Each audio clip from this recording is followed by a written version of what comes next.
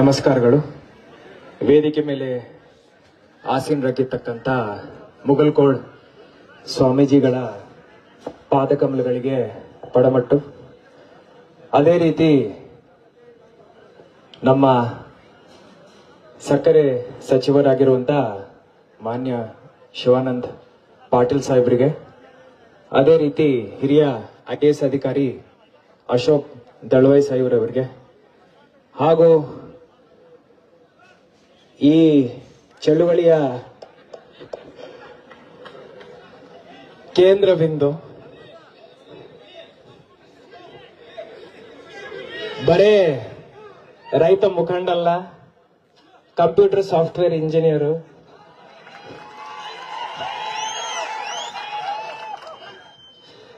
ನನ್ನನ್ನು 10 ಸತಿ ಗೆರಾವ್ ಮಾಡಿರುವಂತ ರೈತ ಮುಖಂಡರು,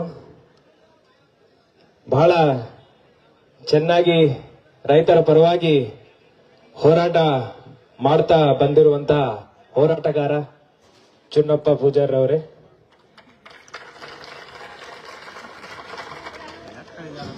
ಅವರ ಜೊತೆ ಯಾವಾಗ್ಲೂ ಕೈ ಬಿಡದೆ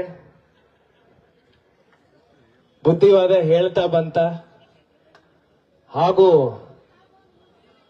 ಕೈ ಜೋಡಿಸಿ ಹಗಲು ರಾತ್ರಿ ನೋಡದೆ, ಬಿಸಿಲು ಮಳೆ ನೋಡದೆ ಅವ್ರ ಜೊತೆ ನಿಂತ್ಕೊಂಡು ಈ ಹೋರಾಟದಲ್ಲಿ ಪ್ರತಿಯೊಂದು ಚುನ್ನಪ್ಪನ ಹೋರಾಟದಲ್ಲಿ ಭಾಗಿಯಾಗಿರುವಂತ ಶಶಿಕಾಂತ್ ಗುರೂಜಿರವರೇ, ಪ್ರಕಾಶ್ ನಾಯ್ಕ್ ಬೈಬಾರ್ದು, ನಿಮ್ಮ ಹೆಸರು ತಗೊಳ್ತೀನಿ. ಪವಾರ್ ಬೈತಾ ಇರ್ತಾರೆ, ಜಗಳ ನಮ್ ಜೊತೆ, ಪವಾರ್ ಹೆಸರು ನಾನು ತಗೊಳಲ್ಲ ಅಂತ ಹೇಳಿ ಪವಾರ್ ಅವರೇ, ಹಾಗೂ ನಮ್ಮ ಜಿಲ್ಲೆಯ ಟಗರು ಡಾಕ್ಟರ್ ಭೀಮಾಶಂಕರ್ ಗುಳೇದ್ರವರೇ, ತಮ್ಮೆಲ್ಲರಿಗೂ ನಾನು ನಮಸ್ಕಾರಗಳು ಹೇಳುತ್ತಾ ಬರೇ ಒಂದೇ ಮಾತು ಹೇಳ್ತೇನೆ, ನಿಮ್ಮ ಕೆಲಸ ಮುಗ್ದಿದೆ, ನಮ್ಮ ಕೆಲಸ ಶುರುವಾಗಿದೆ.